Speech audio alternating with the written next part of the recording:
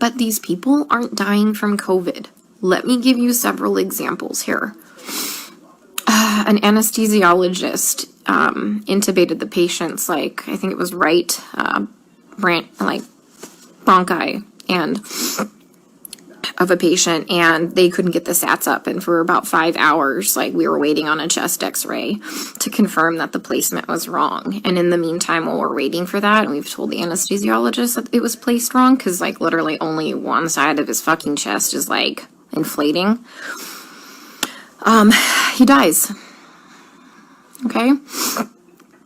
A patient had a heart rate of 40, and the resident started doing chest compressions on him, which is not what you do.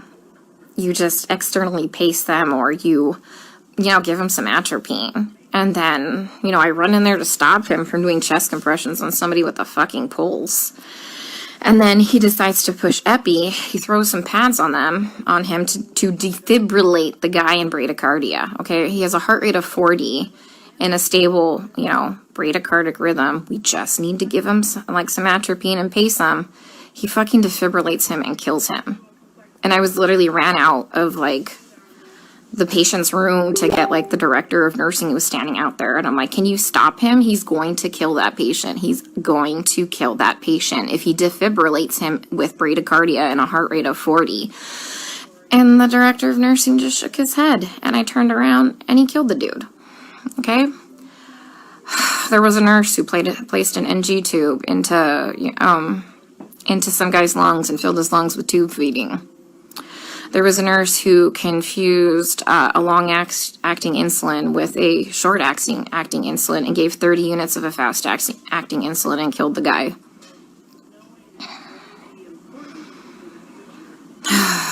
What else? Other stuff have I seen? Yeah. It's just here they're just gonna let them rot on the vent. They're medically mismanaging these patients. And, I'm not a doctor, guys. I'm not professing to be a doctor by any means. But there's, like I said, basic standards of care that we have to do. When somebody's low on blood, literally on the brink of a critical low blood level, we should replace the blood. But I asked the residents, and they're like, does he have internal bleeding? And I said, no. Then they're like, well, we're not replacing the blood. Well, here's the thing. In these COVID patients, they all eventually need a blood transfusion. Their blood, if you don't have enough blood to actually oxygenate your body, the vent settings don't fucking matter, okay? They don't matter because you have no oxygen carrying capacity of your blood, okay? I told you about the patient where, all that, purulent drainage just kept seeping into his lungs because the ET tube cuff was leaking and nobody has a fucking manometer here to check the pressures. And I finally figured that out. And I kept saying, hey, you know what? His white blood cell count is steadily, we're having a problem with it. Do you want to start some antibiotics? No. Well, does he have a fever? And I said, no, he doesn't have a fever. They didn't want to start antibiotics. Day shift nurse finally got a chest x-ray. He has full-blown pneumonia now. I've been telling them this for a while, but because he didn't have a fever, they didn't want to give him antibiotics.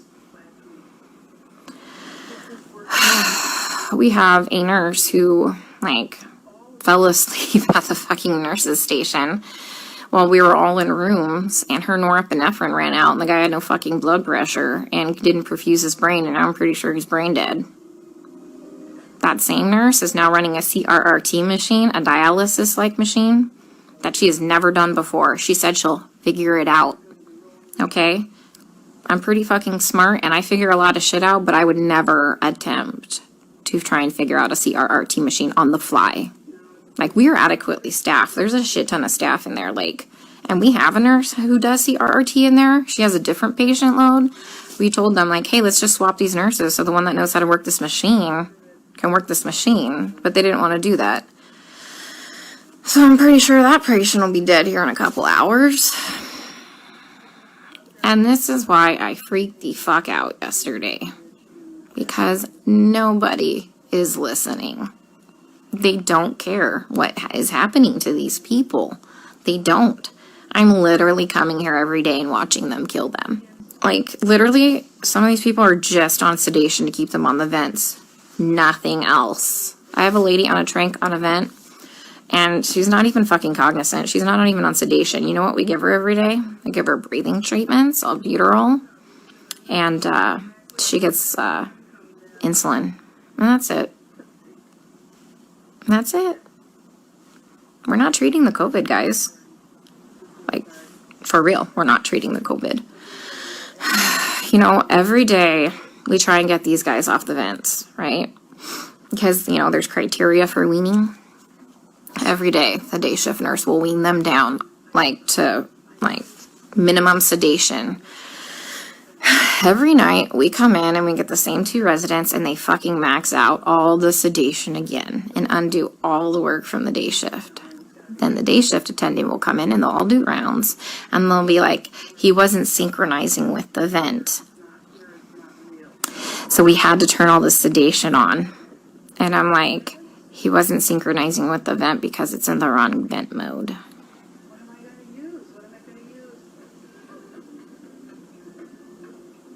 So I legit don't even know what to do anymore. Like, I tried calling advocacy groups. I tried talking with management here, like the nursing admin. Like, nothing. Nobody's doing anything.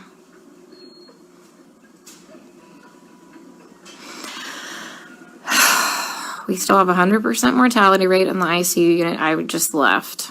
But, I mean, they're living longer because we have, like, legit ICU nurses there. So, CDC finally, like, not the CDC, FDA approved yesterday the remdesivir study. Like, to start using remdesivir for COVID patients.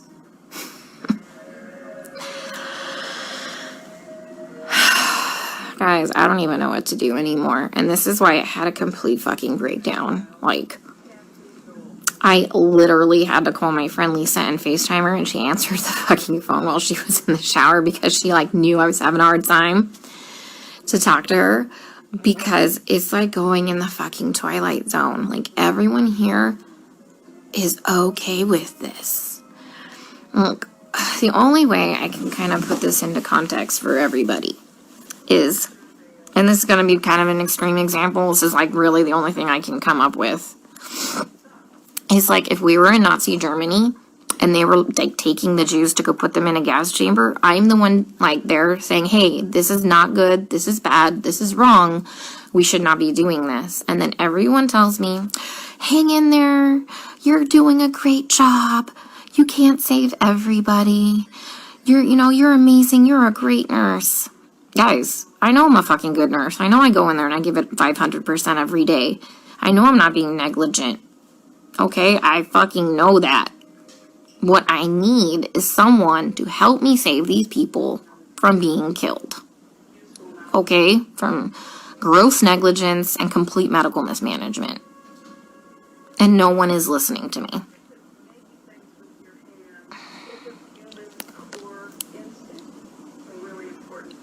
Like, for real, nobody's listening.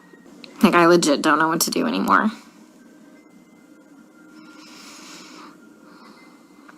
Can someone come up with, like, some type of a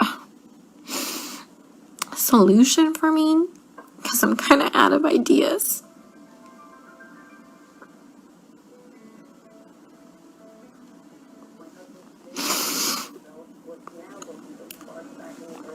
You know, when I try and talk with some of the other nurses here, and they're like, well, you can't save everybody.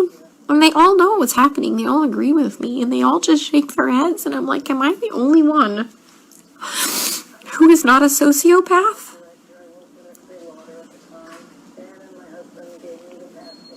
To think that this is okay?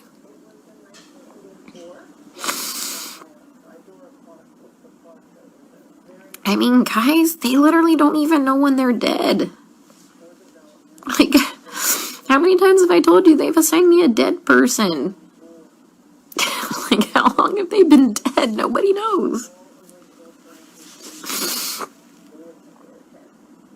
Like, how is anybody assessing anything without a stethoscope? Normally we have, like, those disposable stethoscopes. But I knew what we were coming into, so I brought my old chunky one. Nobody's listened to anybody's lungs as long as I've been here. Even with disposable stethoscopes. I am literally telling you that they're murdering these people, and nobody will listen to me. I mean, like I said, I'm not a doctor, but I'm pretty sure that when you defibrillate somebody with a heartbeat of 40 in a stable rhythm, and you kill them, that's murder.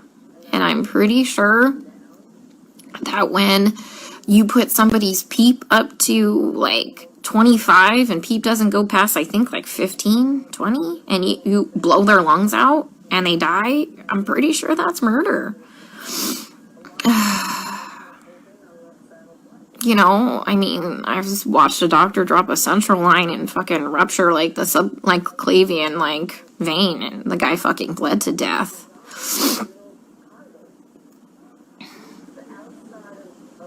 I mean, COVID didn't break that central line. COVID didn't kill that guy. I mean, he was a COVID patient. I mean, every single patient I've taken care of, guys, is a COVID patient. Like, I've never had a non-COVID patient, okay? Watched an anesthesiologist place an ET tube and rupture their esophagus, and the guy choked to death on his own blood. COVID didn't place that ET tube incorrectly. And nobody cares because they're all minorities and we're in the fucking hood.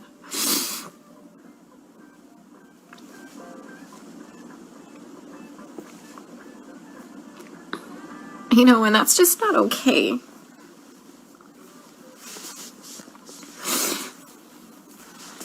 You know, I grew up really poor. And so I know what it's like to be, like, completely forgotten and for nobody to advocate for you. I'm sitting in the vending machine room because it's nice and cool. I'm in between units right now, so they haven't realized I'm gone. I figured I'd have a mini meltdown and then get my shit together because I've never been to the other unit. Mind you, I've been on this unit the whole time, and whatever, I'm flexible. But once again, you know, I talked to admin. Next day I got moved. That's what happened at the other hospital. They don't care what's happening to these people. And I just have to keep watching them die. And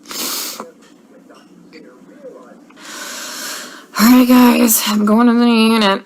Let's see how they kill them there, okay? Stay safe. Stay out of NYC for your healthcare.